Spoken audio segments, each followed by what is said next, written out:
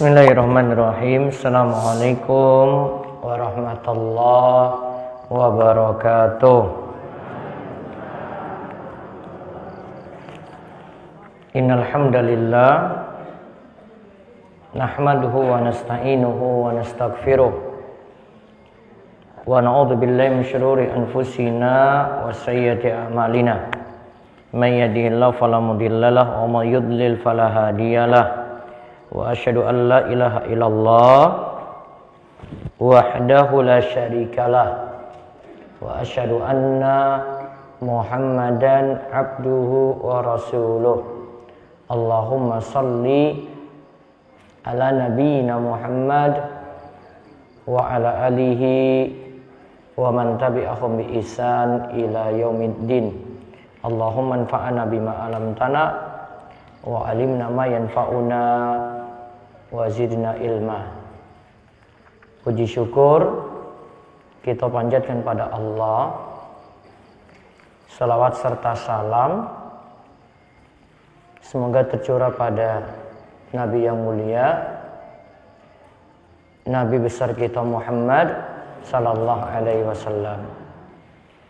Baik Bapak dan Ibu-ibu sekalian, kita bersyukur pada Allah pada kesempatan malam ini diberi nikmat untuk thalabul ilmi. Saya tuntun terlebih dahulu doa memohon ilmu yang bermanfaat. Wala tuntun ji. Allahumma inni as'aluka ilman nafi'a wa rizqan thayyiba wa amalan mutaqabbala. Allahumma inni as'aluka ilman nafi'a wa rizqan thayyiba wa amalan mutaqabbala. Baik. Ini doa meminta pada Allah ilmu yang bermanfaat, rizki yang halal, serta amal yang mungkin-mungkin diterima. Nah sekarang kebutuhan kita pada ilmu itu, kata Imam Ibnul Qayyim dalam kitab beliau Miftah dari Sa'adah, beliau katakan pada poin ke-71, anna hajatal ibadi ilal ilmi daruriyatun fawqa hajatil jismi ilal ghadha'i. Kebutuhan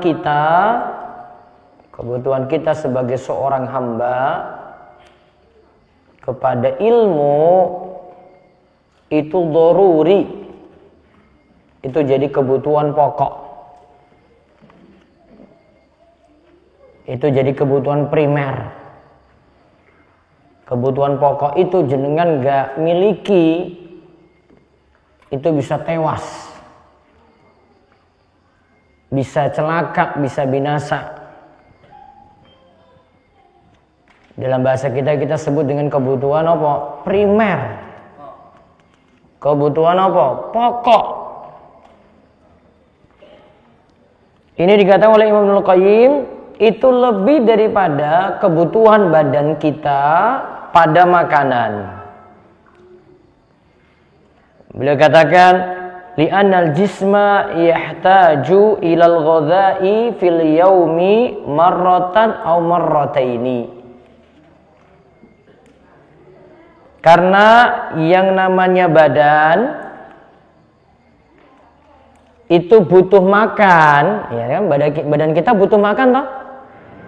Namun dalam sehari kita bisa jadi butuh cuma sekali makan atau 2 kali makan. Jenengan berapa kali makan?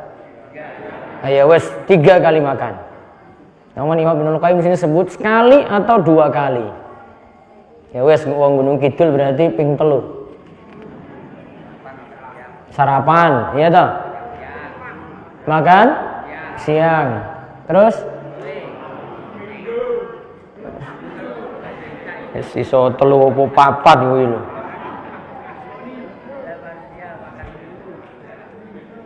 Beliau katakan badan itu butuh makan aslinya sekali atau 2 kali. Wahajatul insani ilal ilmi bi'adadil anfas. Sedangkan kita itu butuh ilmu, kita itu butuh ngaji sebanyak helaan nafas, tarikan nafas. Jenengan itu bernafas tiap hari berapa kali?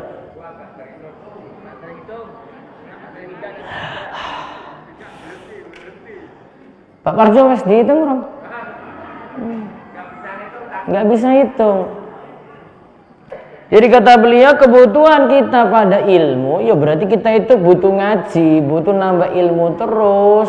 Itu sebanyak tarikan nafas. Jadi dalam sehari tarikan nafasnya berapa kali? Nah, kita butuh ilmu itu kayak gitu. Kita butuh ilmu itu seperti itu. Berarti kesimpulan yang kata Imam Ibnul Qayyim, fal hajatu ilaihi fawqal hajati ila ta'ami wasyarabi. Kebutuhan kepada ilmu itu lebih daripada kebutuhan makan dan minum. Padahal kita sudah tahu itu kebutuhan, namun ternyata kebutuhan kita pada urusan perut itu lebih luar biasa. Orang itu untuk kerja, untuk bisa makan, bisa minum, wah itu waktunya habis. Bisa, mau kalau ada waktu lebih dari 24 jam, mungkin dia mau nambah lebih daripada 24 jam gitu loh. Padahal masih ada yang lebih penting daripada itu. Karena kehidupan kita itu bukan hanya urusan makan dan minum. Kita butuh ibadah, kita butuh dekat dengan Allah, kita butuh supaya keseharian kita dalam urusan ibadah tadi benar. Yaitu butuh ngaji. Yang sekarang ngajinya cuma malam Kemis. Berarti berapa kali itu? 1 pekan? Bersepisan. Disediakan radio, nggak mau dengar radio. Ada siarannya di YouTube, nggak mau dengar YouTube. Alasannya, Ustaz aku orang duwe paket. Padahal tadi itu lihat Facebook, lihat YouTube. Alasan orang duwe paket. Kecuali kalau nggak ada sinyal kayak di Kelampok itu orang no sinyal. Golek sinyal wae angel Kelampok itu. Kalau nggak ada sinyal wajar gitu. Namun kalau ada sinyal alasannya banyak sekali. Kalau yang sekitar Panggang ini sekarang radio sudah ada. Kalau jenengan butuh radio nanti lapor aja ke DS, nanti kita kasih radio itu. Ini gratis itu nanti. Namun jangan dikasih terus jenengan dol terus mau tuku beras, didol terus tuku beras. Orang tak naik meneh ini. Baik, jadi paham ya? Kebutuhan kita pada ilmu, kebutuhan kita ngaji lebih daripada kebutuhan makan dan minum. Baik, sekarang lihat kita kaji kembali tafsir saking surat An-Nas. Sampai ke berapa? Baca dulu surat An-Nas sama artinya. Monggo. أعوذ بالله من الشيطان الرجيم بسم الله الرحمن الرحيم قل أعوذ برب الناس ملك الناس إله الناس من شر الوسواس الذي يوسوس في صدور الناس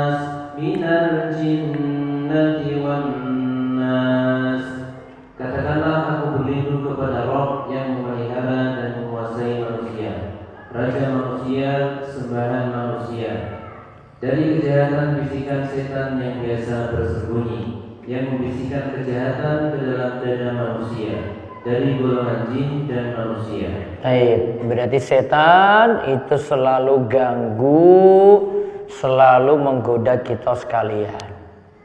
Nah, sekarang kita masih dalam bahasan mengatasi gangguan-gangguan setan. Bagaimana kita bisa mengalahkan setan? Bagaimana biar setan itu nggak ganggu kita? Nah, kesimpulannya di sini ada sekitar 40 kiat agar kita itu tidak diganggu setan. Kemarin sudah sampai nomor berapa? Lari saat setan itu lari saat mendengarkan azan. Nah, sekarang kita bahas ke-8, ke-9 dan ke-10. Coba dibaca yang ke-8. Ke-8, berlindung dari godaan setan ketika ia hadir. Nah, setan berarti bisa pergi, setan bisa datang lagi. Setan itu bisa hadir lagi, Pak, Bu. Allah berfirman, wa qur rabbi a'udzu bika min hamazatis syayatin. Wa a'udzu bika rabbi ay yahdurun.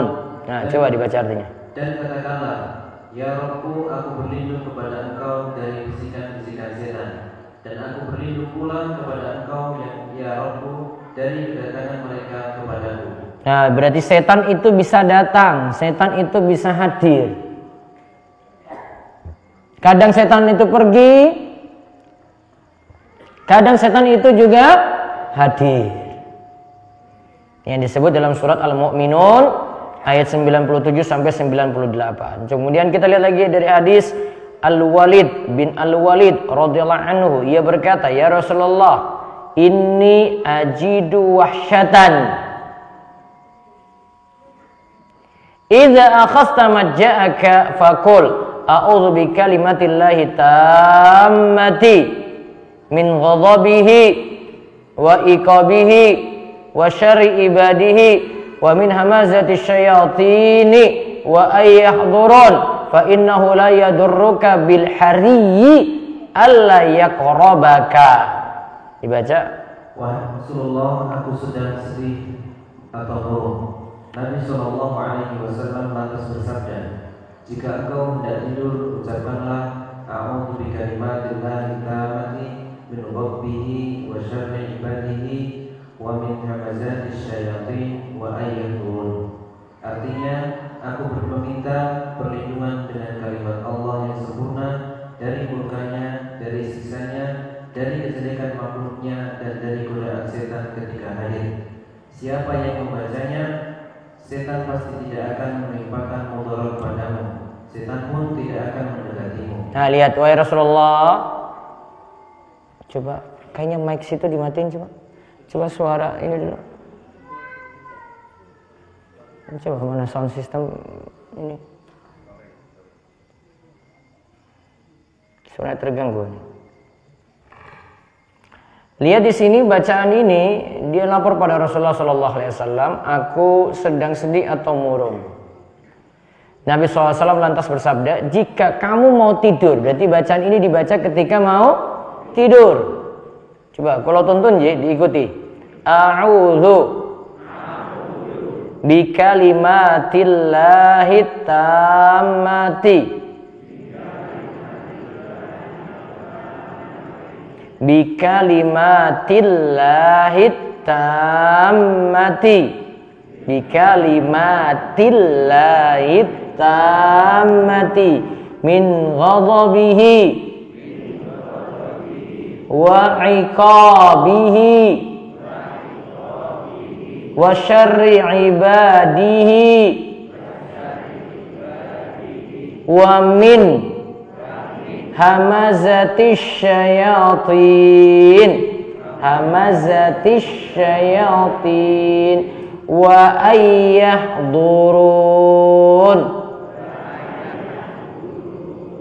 Diikuti artinya, aku meminta perlindungan dengan kalimat Allah yang sempurna dari murkanya, dari siksanya, dari kejelekan makhluknya, dan dari godaan setan ketika hadir.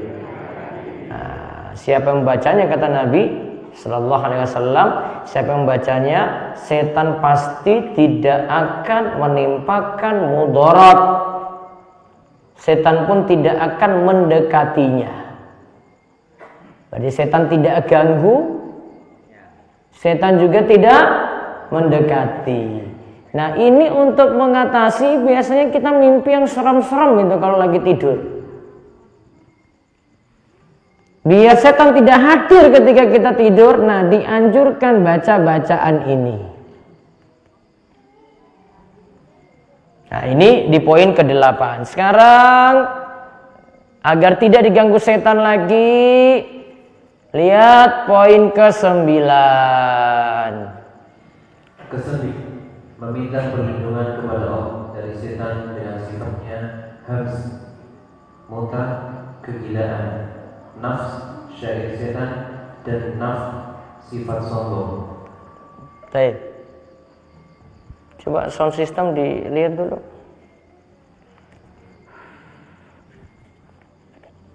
Bismillah.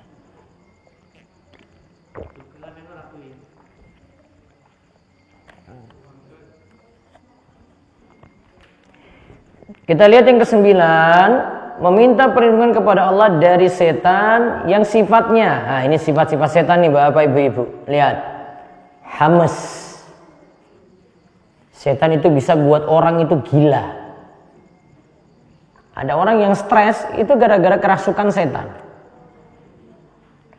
Juga bisa membuat orang itu nafas, suka dengan syair-syair setan. Juga bisa membuat nafakh, bisa membuat seorang jadi apa? Sombong. Nah, coba kita lihat salah satu bacaan ta'awudz. Disebutkan dalam hadis Abdullah bin Mas'ud berikut ini. Ia berkata, anin Nabi sallallahu alaihi wasallam annahu kana yata'awwadhu minasyaitani min hamzihi wa nafthihi wa nafkhihi. Coba dibaca artinya. Sallallahu alaihi wasallam, beliau biasa meminta perlindungan kepada Allah dari kegilaan setan, syair setan, dan sifat sombongnya setan. Nah, maksudnya di sini Bapak Ibu-ibu, setan itu bisa buat orang gila. Bisa membuat orang jadi stres. Kemudian setan juga bisa membuat orang itu senang dengan syair-syair setan, nyanyian-nyanyian setan. Kemudian setan juga bisa menanamkan pada diri kita sifat sombong. Bisa menanamkan pada diri kita sifat apa? Sombong. Sombong itu kata Nabi Shallallahu Alaihi Wasallam, batrul haq wa ghamtun nas. Menolak kebenaran dan meremehkan orang lain. Apa tadi sifatnya? Sombong, menolak kebenaran dan merendahkan orang lain. Bahkan dikatakan oleh Sufyan bin Uyainah. Sufyan bin Uyainah itu mengatakan yang namanya sombong itu ketika engkau merasa lebih baik daripada orang lain. Ya, jika engkau merasa apa? Lebih baik daripada orang lain. Itu kata beliau, itu sudah termasuk sombong, kiber. Saya sebutkan bahasa Arabnya. Itu sudah termasuk sifat sombong. Nah, coba kita lihat lagi hadis dari Abu Sa'id Al-Khudri. Coba dibaca. Dari Abu Sa'id Al-Khudri radhiyallahu anhu, ia berkata bahwa Rasulullah sallallahu alaihi wasallam setelah bertakbir untuk sholat membaca. Setelah bertakbir untuk sholat, berarti beliau mulai sholat, mulai dengan takbir dulu, Nji. Kita kenal dengan istilah takbiratul ihram. Jadi kita takbir dulu. Takbir yang dimaksud di sini adalah ucapan Allahu Akbar, meskipun tidak angkat tangan. Mengangkat tangan saat sholat hukumnya sunnah.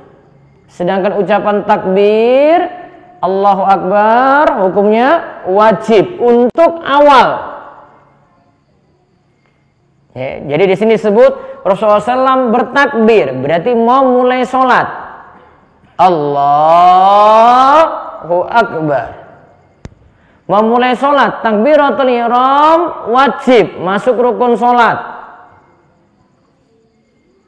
Sebagai makmum, ingat ya aturannya untuk makmum, imam takbir dulu,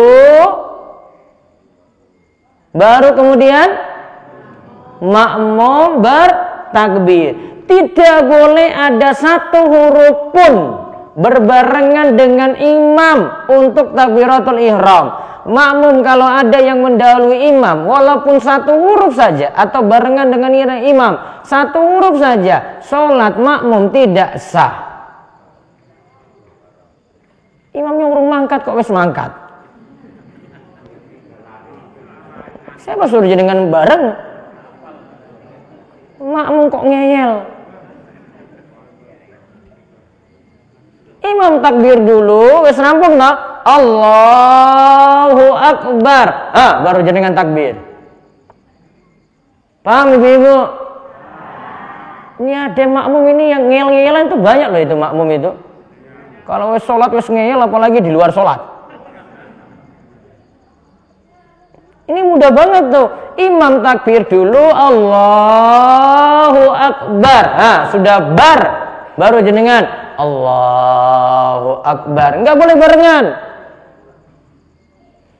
Wah, Pak Ustadz saya ingin bareng-bareng jenengan takbir biar semangat. Enggak bisa. Jenengan makmum kok. Kalau takbir pertama takbiratul ihram harus imam dulu. Paham Bapak? Ibu-ibu paham betul?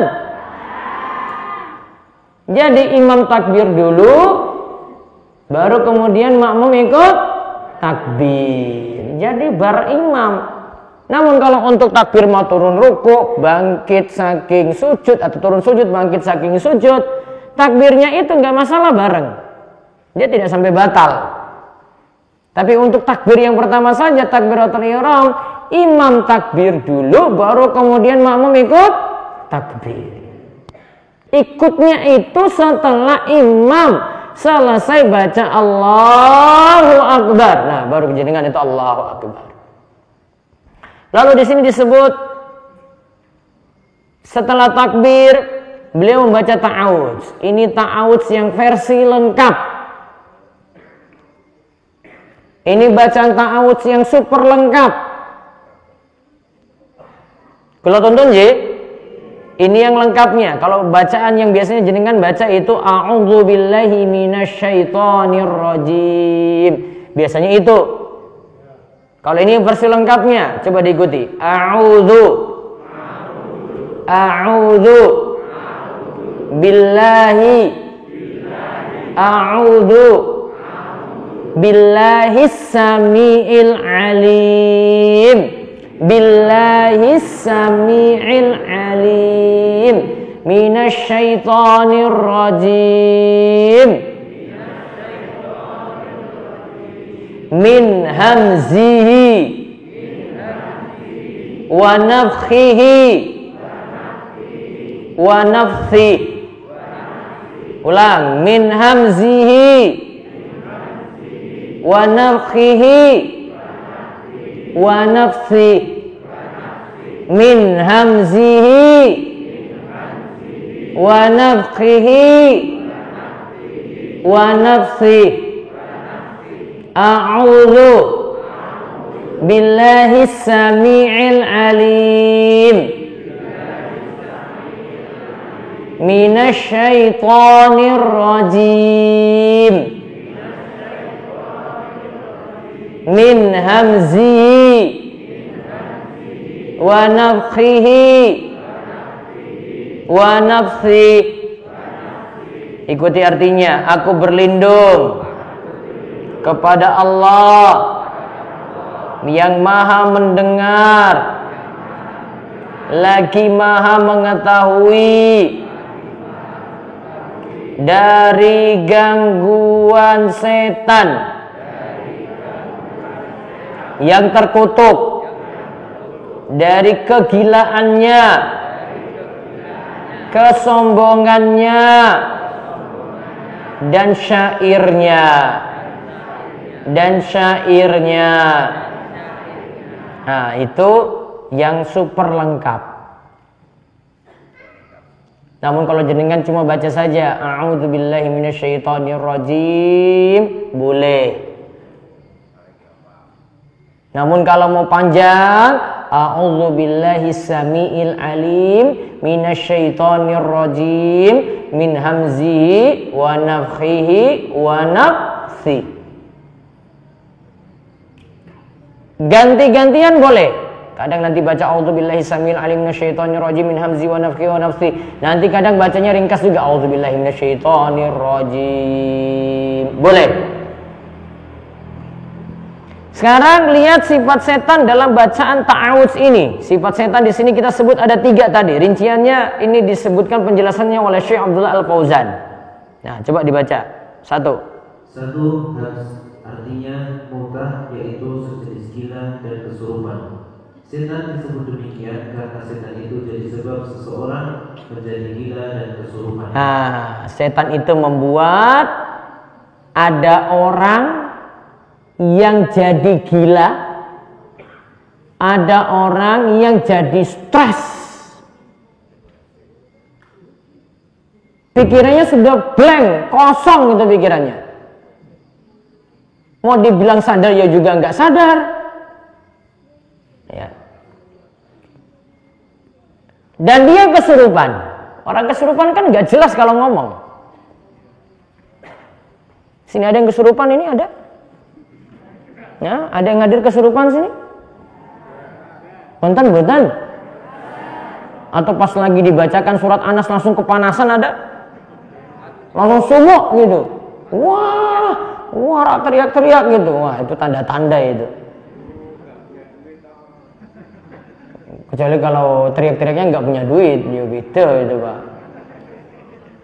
Terus sifat setan yang kedua, nafakh. Baca. Nafakh artinya kiber atau sombong, yaitu setan itu membisik pada manusia hingga ia merasa dirinya itu di atas, akhirnya merendahkan yang lain. Inilah yang namanya sombong. Akhirnya ia merendahkan yang lain. Itu tadi sifat sombong tadi itu, menolak kebenaran atau merendahkan manusia. Jadi setan itu buat kita bisa jadi meremehkan orang lain. Ya, bisa jadi rendahkan orang lain. Menganggap kita itu di atas terus. Nah, setan itu buat kita jadi seperti itu. Bisa jadi karena banyak harta.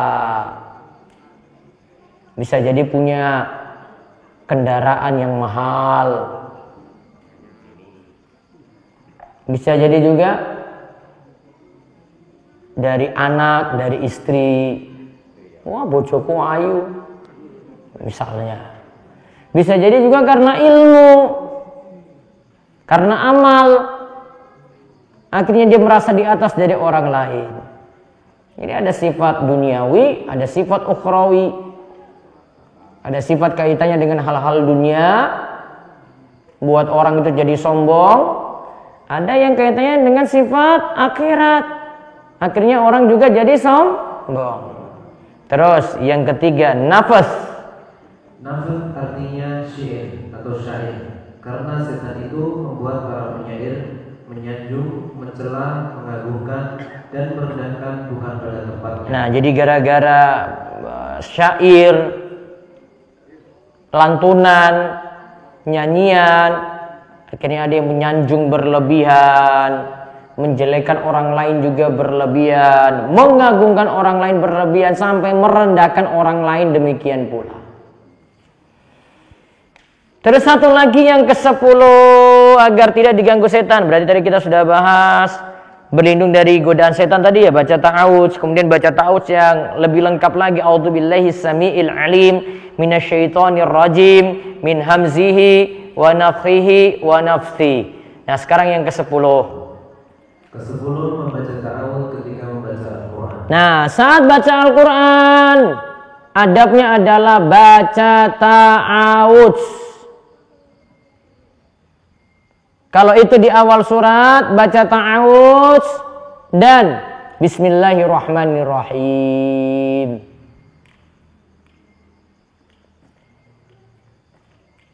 Namun kalau di tengah surat, cukup baca ta'awudz saja. A'udzubillahi minasyaitonirrajim. Langsung masuk dalam ayat.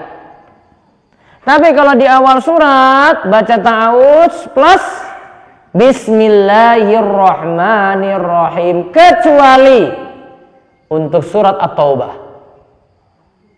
Surat At-Taubah diharamkan membaca bismillahirrahmanirrahim di awal surat. Kalau baca bismillahirrahmanirrahim di pertengahan surat, hukumnya makruh. Surat apa tadi? At-Taubah. Maka nanti kalau jenengan buka Al-Quran, saat lihat surat At-Taubah itu tidak ada bismillahirrahmanirrahim itu di awal. Namun kalau jenengan buka surat Al-Ikhlas, Al-Falaq, An-Nas, sampai pun Al-Fatihah, awalnya itu ada bismillahirrahmanirrahim. Itu kalau di awal surat, kalau awal surat baca ta'awudz plus bismillahirrahmanirrahim. Namun kalau pertengahan surat cukup baca apa? Ta'awudz saja. Kalau itu di dalam sholat, baca ta'awudznya itu sebelum baca Al-Fatihah.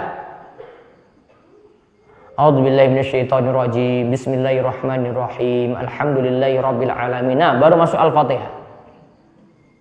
Namun kalau surat pendek, jangan baca setelah Al-Fatihah, cukup langsung mulai. Kalau itu awal surat, bismillahirrahmanirrahim. Tidak perlu lagi awali dengan ta'awudz, karena ta'awudznya sudah di Al-Fatihah tadi. Bahkan ta'awudz ini hanya untuk rakaat pertama saja. Tidak untuk rakaat kedua, ketiga, keempat. Saya ulang, ta'awudz ini pendapat paling kuat dari pendapat para ulama hanya di rakaat pertama saja. Tidak di rakaat kedua, tidak di rakaat ketiga ataupun rakaat keempat. Nah, coba kita lihat Allah Ta'ala berfirman tentang perintah membaca ta'awudz saat membaca Al-Quran. Fa iza qara'tal Quran fasta'iz billahi minasyaitonir rajim. Coba baca. Apabila kamu baca Al-Quran, hendaklah kamu meminta perlindungan kepada Allah dari setan yang terkutuk. Nah, makna qara'ta di sini adalah jika kamu ingin. Di sini maknanya bukan makna dengan fi'il madhi, jika setelah baca Al-Fatihah, jika setelah baca Al-Quran, bacalah ta'awudz. Bukan. Baca ta'awudz dulu, baru kemudian baca Al-Quran. Lihat ini dalam surat An-Nahl ayat 98. Lihat perkataan Ibnu Katsir di bawahnya. Ibnu Katsir rahimahullah berkata, ini adalah perintah dari Allah kepada hambanya lewat lisan nabinya sallallahu alaihi wasallam. Jika mereka ingin membaca Al-Quran, hendaklah meminta perlindungan kepada Allah dari setan yang terkutuk. Perintah di sini adalah sunnah, bukan wajib, sebagaimana klaim ijma'ul ulama dari Abu Ja'far bin Jarir dan selainnya. Maksud dari membaca ta'awudz ketika memulai membaca Al-Quran adalah agar setan tidak mengacaukan bacaannya sehingga sulit untuk melakukan tadabbur dan tafakkur.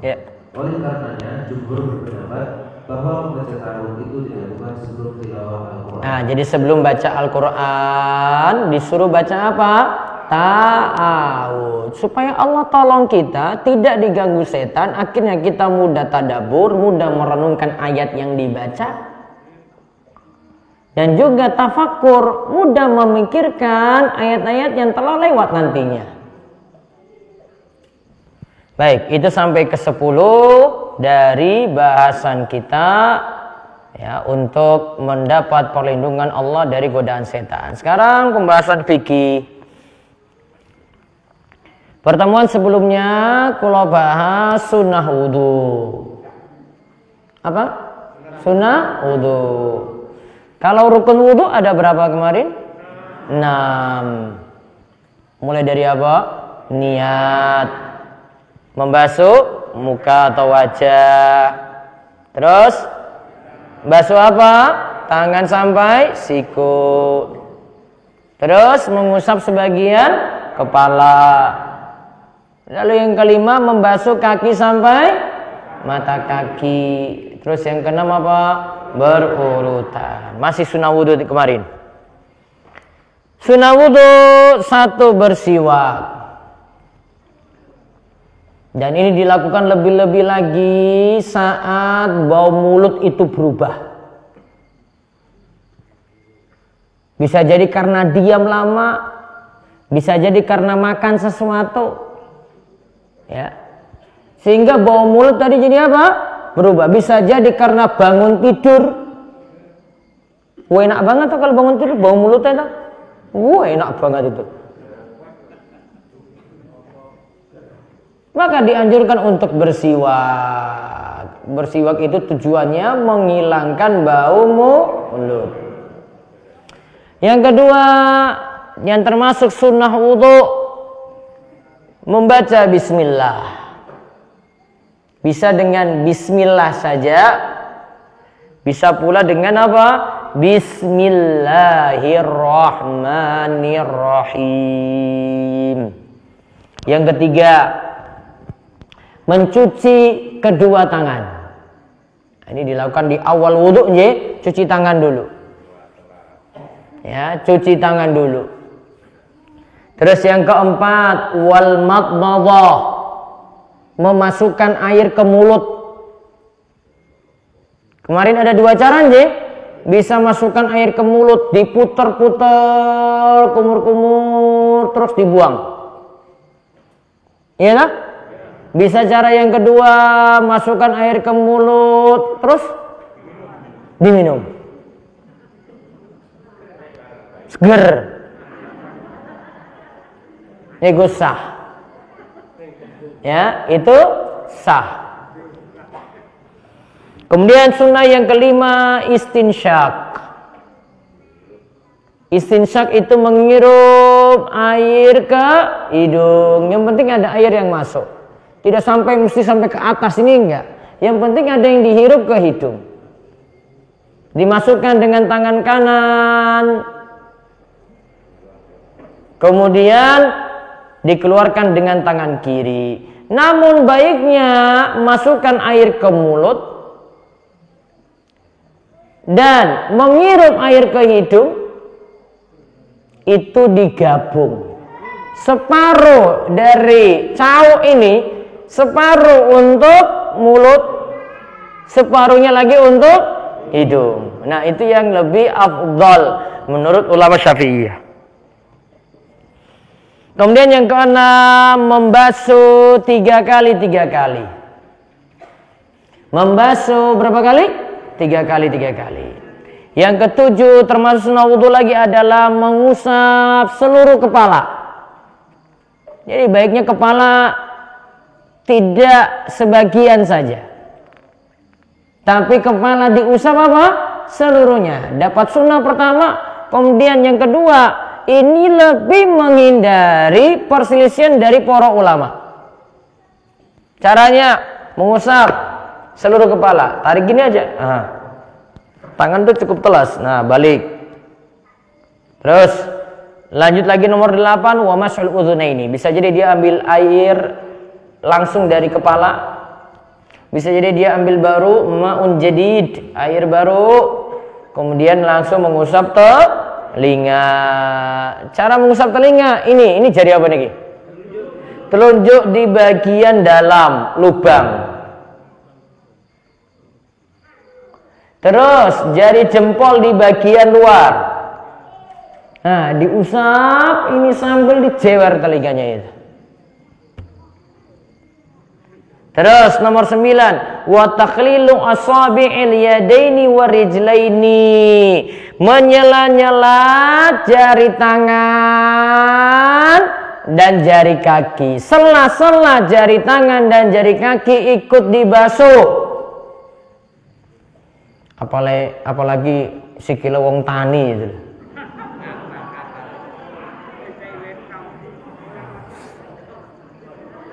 Dekil-dekilnya itu ada itu. Itu bagian sela-selanya itu dibersihkan. Walaupun naruh kaki di bawah keran saja, sampun sah Pak, Bu.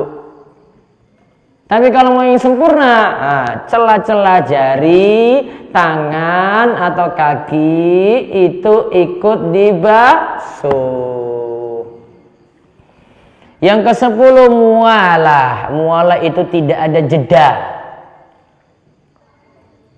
Jadi jangan dia basuh tangan mau lanjut mengusap kepala, bagian tangan sudah kering. Sunnahnya adalah tidak ada jeda yang lama antara anggota wudhu. Disebut lama itu bagaimana? Ketika basuh anggota wudhu berikutnya dan keadaan normal ya. Bagian anggota wudhu sebelumnya sudah kering. Sudah dalam keadaan apa? Kering. Nomor 11, watayammunu wa itolatul ghurrati wa tahjil. Mendahulukan yang kanan. Ini ya, kanan dulu. Misalnya ya, kalau bagian yang kanan dari yang kiri itu berarti pada lengan tangan ini yang jenengan basuh sama kaki. Kalau lengan tangan, ya, dahulukan kanan dulu. 1, 2, terus 3. Ping telunjuk. Nah, terus lanjut kiri. 1, ini dibuka, ya. Ya, sampai berapa kali? 2, terus 3. Ustaz, kalau saya langsung 1, 2, 3, sah napa mboten? Sah, namun kurang afdal.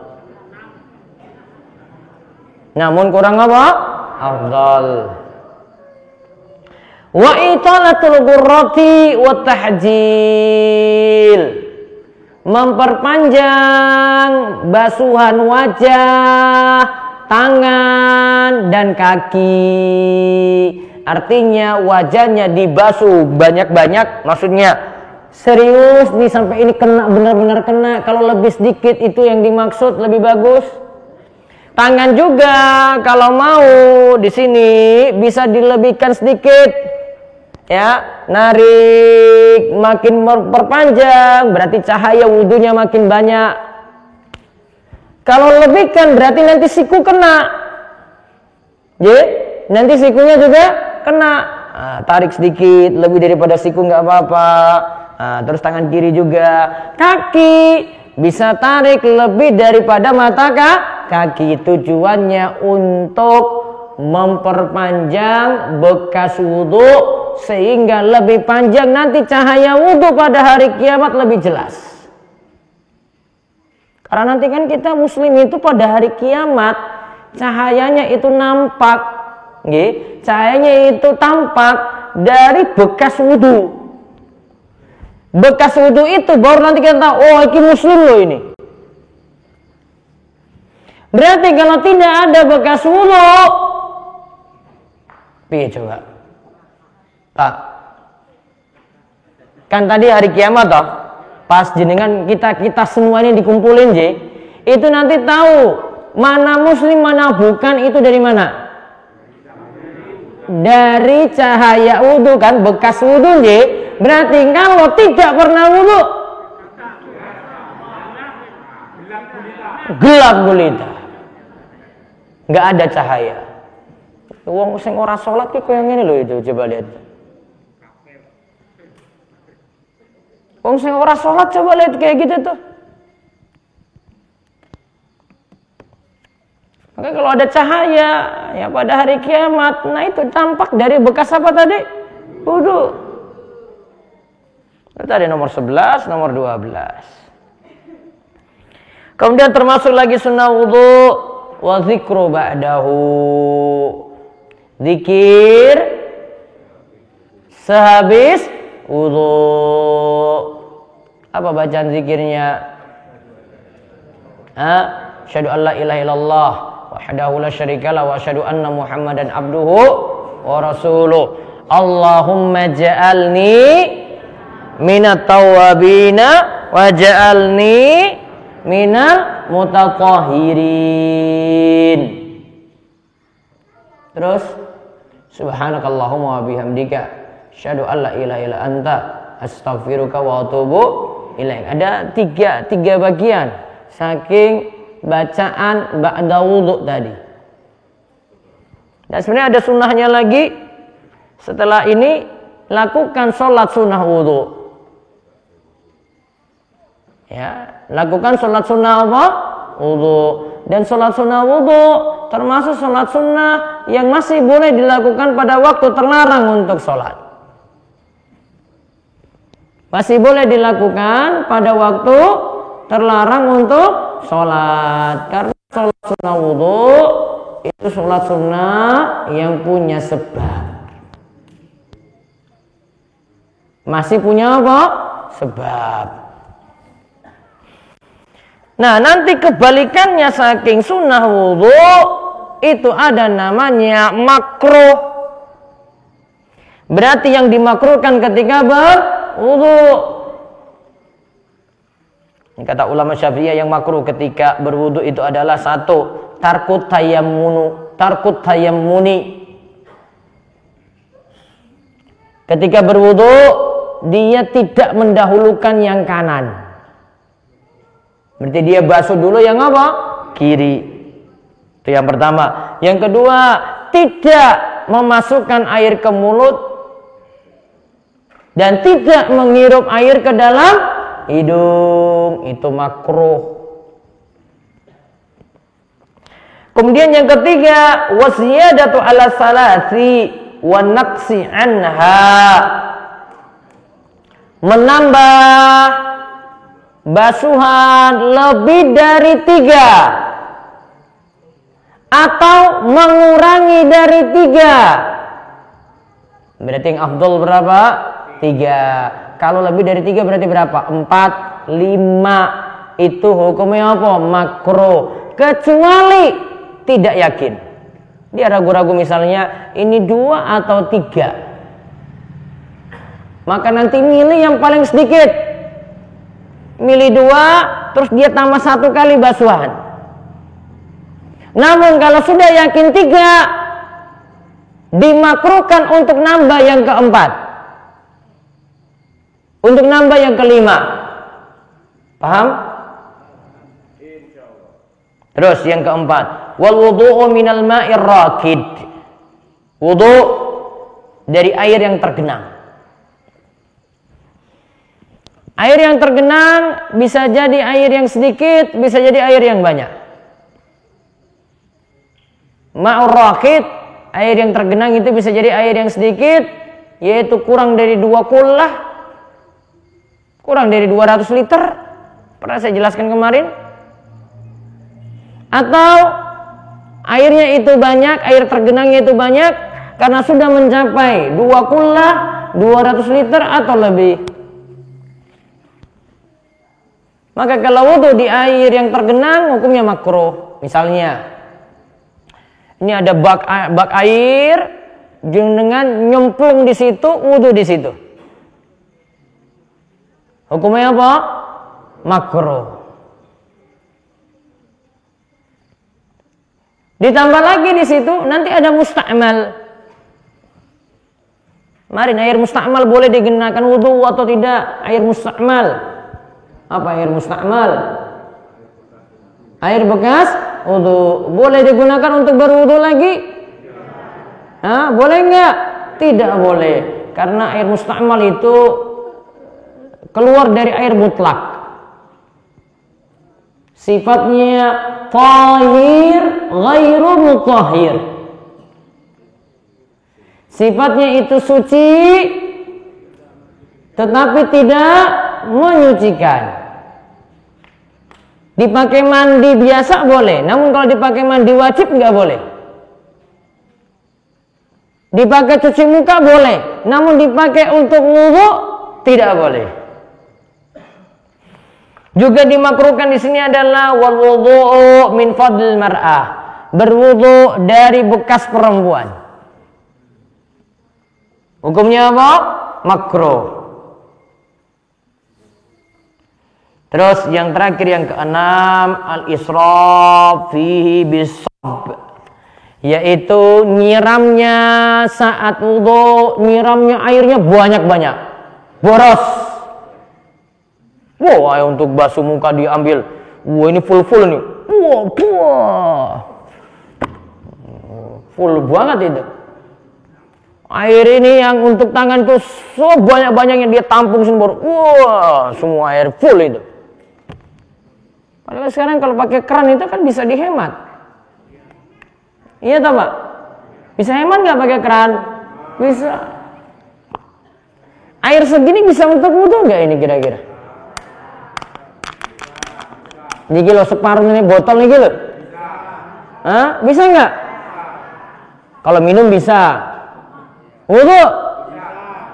Masih bisa hemat. Nggak.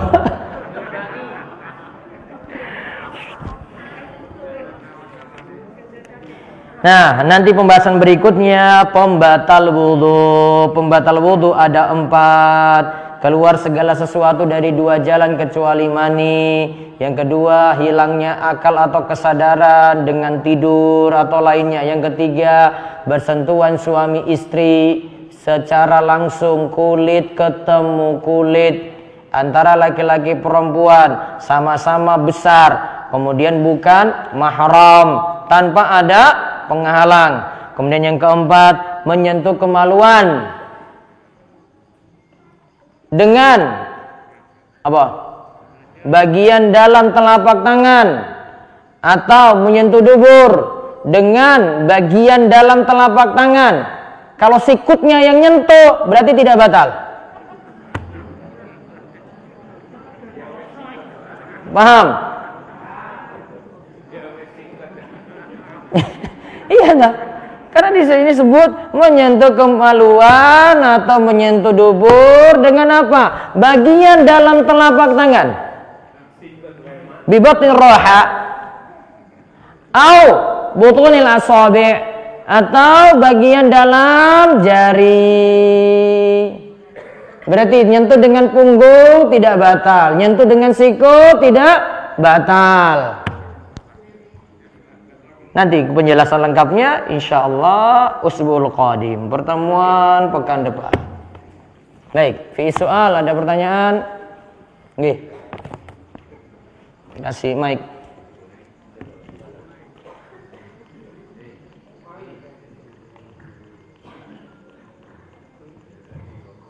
Assalamualaikum warahmatullahi wabarakatuh. Waalaikumsalam warahmatullahi wabarakatuh.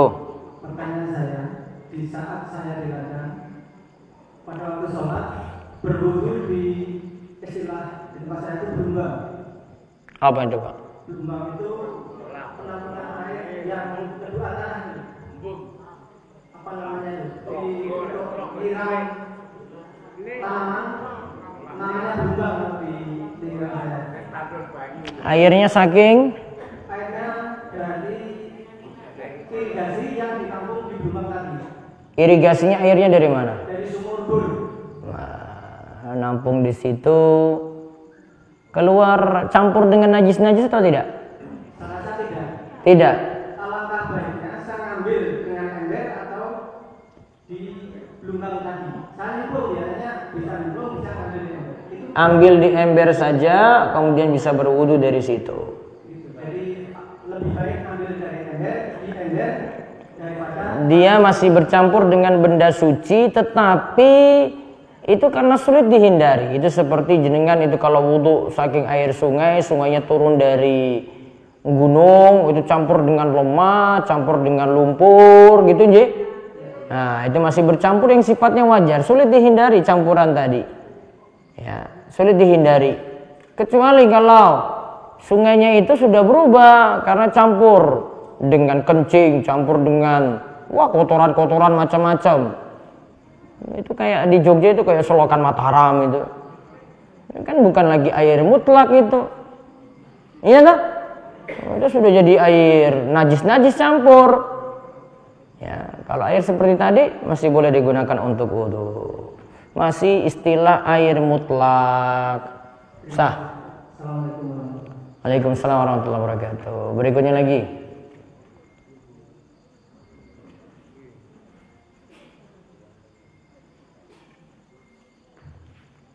Assalamualaikum warahmatullahi wabarakatuh. Waalaikumsalam warahmatullahi wabarakatuh. Ji. Berkaitan dengan pahala sunnah. Kalau bangun tidur kaki disuruh untuk bersiwak. Tapi kalau gigi sudah pada yang cuma berkumur-kumur itu dapat pahala sunnah tidak? Jenengan campur odolnya itu campur di air terus untuk tujuannya hilangkan bau mulut. Walaupun giginya nggak ada. Pertanyaan yang kedua, Iya. tentang mencari ilmu, Ji. yaitu dinamakan mengaji atau di majelis ilmu itu seringkali kalau nonton sepak bola nggak ngantuk, tapi kalau di majelis ilmu seperti ini saya sendiri kok mengantuk. Itu apakah termasuk tengah habis yang keberapa? Karena kalau nonton bola itu ya sama-sama, jadi barengan bareng jenengan gitu. Namun kalau ngaji ya setan berusaha supaya jenengan nggak ngaji gitu. Maka matanya dibuat berat, matanya dibuat ngantuk. Apalagi tadi maghrib makannya super berat. Seringkali ngaji di rumah siapa orang yang mengantuk. Kalau majelis ilmu seperti Kalau nonton sinetron buatan ngantuk. nonton sepak bola sama sinetron kok nggak ngantuk. Iya. Karena setan senang sama jenengan itu kalau lagi kegiatannya seperti itu.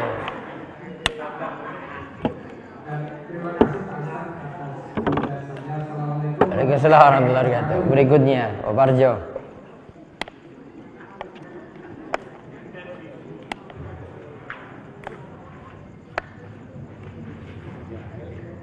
Assalamualaikum warahmatullahi wabarakatuh. Waalaikumsalam warahmatullahi wabarakatuh. Yang ingin saya tanyakan yang pertama, seandainya saya sholat isya di masjid DS, kemudian saya belum melaksanakan sholat sunnah rawatib, bolehkah saya sholat sunnah rawatib nanti di rumah? Itu yang pertama. Ba'da Isya. Setelah waktunya sudah lama sekali. Baik. Itu yang pertama. Kemudian yang kedua, kalau membasuh kepala itu hanya satu, mengusap. Tapi ada juga saya melihat itu sampai 3 kali itu pun Boleh. 3 kali boleh. Karena tadi kaidah dalam mazhab mereka globalkan semuanya 3 kali, termasuk mengusap kepala dan telinga.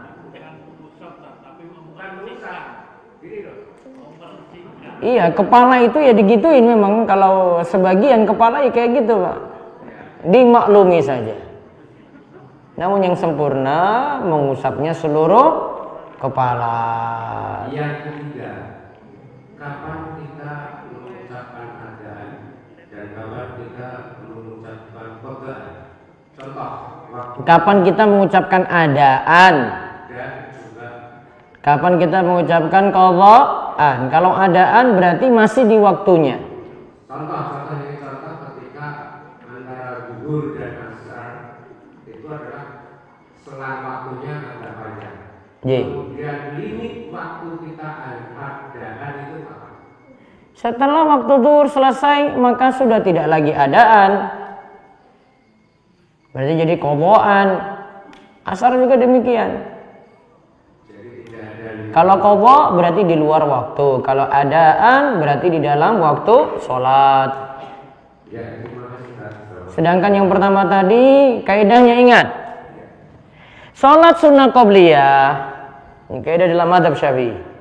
Sholat sunnah qobliyah itu bisa dikerjakan sebelum sholat wajib atau sesudah sholat wajib, yang penting masih di waktunya. Apa tadi? Sholat apa? Apa? Qobliyah. Boleh dikerjakan sebelum sholat wajib atau sesudah sholat wajib, yang penting masih di waktunya. Dan ini disebut adaan, bukan qadhaan. Ini masih disebut adaan, bukan apa? Qadhaan. Yang penting masih di waktunya. Sedangkan sholat sunnah ba'diyah boleh dikerjakan. Sholat sunnah ba'diyah dikerjakan ba'da sholat wajib, namun tidak boleh sebelum sholat wajib. Dan dikerjakan masih di waktunya. Paham? Saya ulang. Sholat sunnah qobliyah boleh dikerjakan sebelum sholat wajib atau sesudah sholat wajib, yang penting masih di waktunya. Sholat ba'diyah dikerjakan ba'da sholat wajib,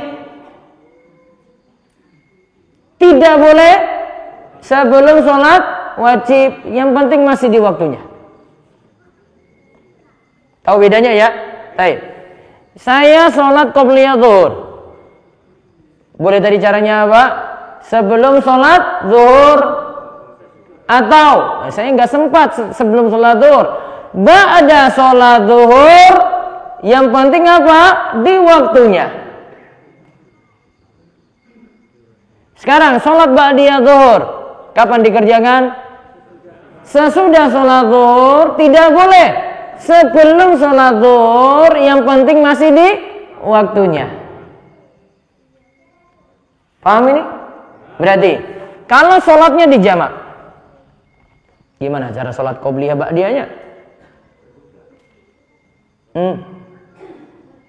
Syarat jamak apa? Jamak tidak boleh ada jeda. Jamak takdim ya. Sholat pertama dengan sholat kedua harus muwala, tidak boleh ada jeda. Berarti kerjakan sholat zuhur dulu, baru kemudian sholat asar. Rawatibnya gimana? Gimana?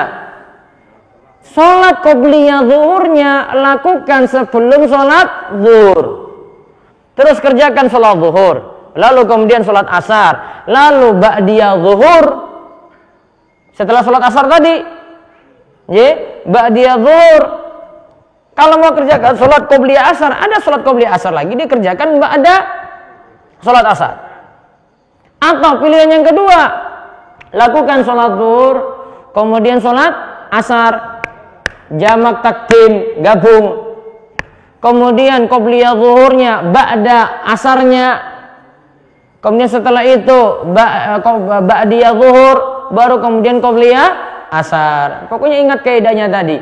Kalau sholat qobliyah boleh dilakukan sebelum sholat wajib atau sesudah sholat wajib, yang penting masih di waktunya. Dan itu namanya adaan. Kerjakan di waktunya. Berarti kalau orang telat qobliyah subuh gimana caranya? Bangun, datang ke masjid, sholat subuh sedang dilaksanakan. Qobliyah subuhnya gimana? Ba'da sholat subuh, dan itu masih dinilai adaan, bukan qadhaan. Paham ini? Kaidahnya paham Pak Parjo? Terjawab? Baik. Sampun. Baik, ada lewat Zoom? Enggak ada. Ada yang lainnya? Simbah-simbah? Ibu-ibu wonten? Baik, minggu depan ini tanggal berapa ini? 22. Minggu depan tanggal 29. Besoknya ora samelu Natalan. Itu bukan urusan jenengan. Enggak usah ikut-ikut tahun baruan. Bukan urusan jenengan juga. Tapi ngaji urusan jenengan. Jadi tempatkan sesuatu pada tempatnya. Ya. Kalau bukan urusan jenengan enggak usah ikut-ikut campur. Karena kita punya prinsip apa? Lakum dinukum waliyadin. Urusan agamamu ya agamamu dewi. Urusan agama liane ya sudah urusan mereka. Rampung. Ya, enggak usah ikut-ikut campur, enggak usah sok baik, sok toleran gitu. Jangan sok-sok baik gitu pada orang, enggak pada tempatnya. Ada wong maling berhasil maling, apa jenengan ucapkan selamat? Pak, selamat Pak atas malingnya semalam. Bapak dapat berapa juta? 50 juta. Selamat ya Pak, selamat ya. Nggak ada kayak gitu ucapan selamat Pak. Maka kalau ada orang salah nggak usah ucapin selamat, apalagi dukung, apalagi bantu-bantu. Pertanyaan mana Jiran? Satu. Ustaz, maaf bagaimana cara wudu pakai gayung yang benar? Ya pakai gayung. Saat bangun dari tidur, kalau bangun tidur malam saja. Bangun tidur malam, tangannya itu dicuci dulu. Jadi tidak boleh celupkan tangan ke wadah yang berisi air tadi dalam gayung. Nanti setelah berikutnya tangannya dicelupkan, boleh ambil satu cawuk dari situ, silakan. Caranya seperti biasa ya. Namun yang lebih bagus gayungnya tadi dia tuang sendiri, tidak dibantu orang lain. Kalau dibantu orang lain untuk tuangkan airnya, hukumnya makruh. Seperti disebut di matan Safinatun Najah. Ya, hukumnya makruh kalau minta dituangkan oleh orang lain. Kalau bagusnya tuangkan sendiri. Allahu a'lam bishawab. Demikian kita cukupkan. Kita tutup kalian doa kafaratul majlis. Mungkin-mungkin bawa berkah bagi kita semuanya. Subhanakallahumma bihamdika asyhadu an la ilaha illa anta astaghfiruka wa atubu ilaik. Assalamualaikum warahmatullahi wabarakatuh.